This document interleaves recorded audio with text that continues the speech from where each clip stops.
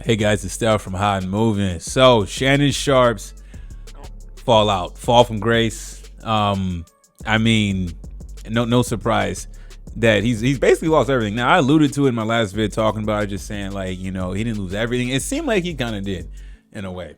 All right. I mean, look, when he was looking for, rumors were him shopping around his business, his enterprise.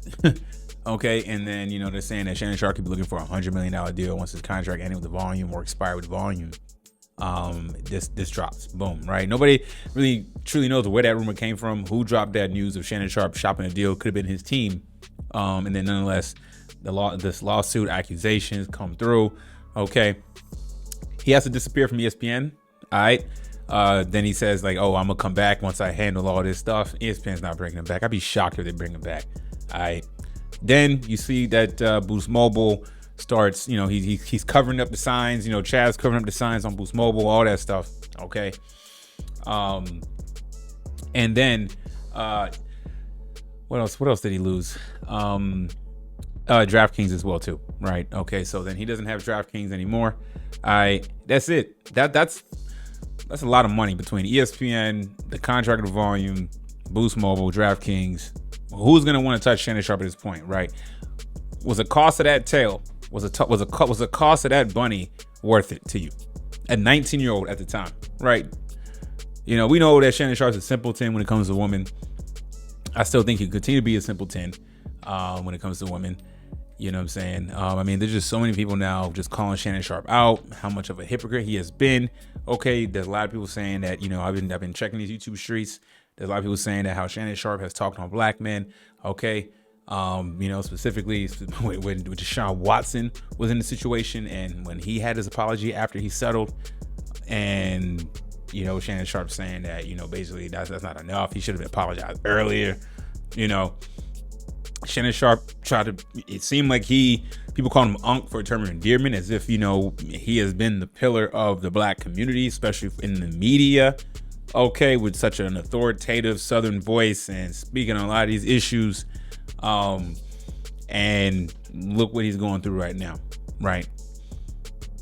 We got to stop trying to, prop up our next, prominent black figure. I never really looked at him. I thought, he was kind of trending that way, but still kind of had my eye on him and how he moved. And then once I started seeing how he was on his podcast, Nightcap, no. What business now is going to want to touch Shannon Sharpe? Where is he going to be able to shop this platform? He's going to have to work harder than ever. You know what I'm saying? And there's people saying that, look, him trying to settle this lawsuit as quickly as possible because NFL season is right around the corner as we're going to get ready to go into preseason football fairly soon. And then, boom, we in a couple months, we in September and NFL week 1 NFL. Right? Where's Shannon Sharpe on TV? Not going to happen. He's going to have to continue to do his nightcap and focus on solely his YouTube platform, right? He's making money off of YouTube alone and his cognac brand. That's it. No more Boost Mobile, no more DraftKings. The volume, I mean, you can't go back to the volume. Why would Colin Cowherd bring your toxic ass back, right? Okay. Not only that, there's also, also in these YouTube streets, I've been hearing that, look, let's not forget that prior to the IG Live incident, okay, there was a lot of rumblings about Shannon Sharpe playing for the other team, him liking men, him having relations with men. Okay, the IG Live, people would think that was staged, considering that it's damn near impossible to accidentally go live on IG. All right, then you fast forward to these accusations, lawsuit, wanting $50 million. They had the whole court not showing up, all that stuff. I mean, it seemed like people have this theory out there, or theories out there, that, Shannon Sharpe was willing to take this PR hit, to take this financial hit, if it is an actual, if this ain't staged, right? Or if this is staged or whatever, either way, it's gonna cost something, right? Because we don't know the figures right now. If this was staged, right, he gonna take all this PR hit to protect his pride, right? No pun intended, that he is not playing for the other team. Those are theories I'm hearing out there. Could be. If it's not, still foolish on Shannon Sharpe's part to go through this entire circus. at this point. I don't see business really want to work with Shannon Sharpe for a while. You know what I'm saying? I mean, you know, I ain't gonna compare him to Rob Parker, but you see Rob Parker's doing radio in, like, you know, a very campy environment in the back alley of media and Fox Radio.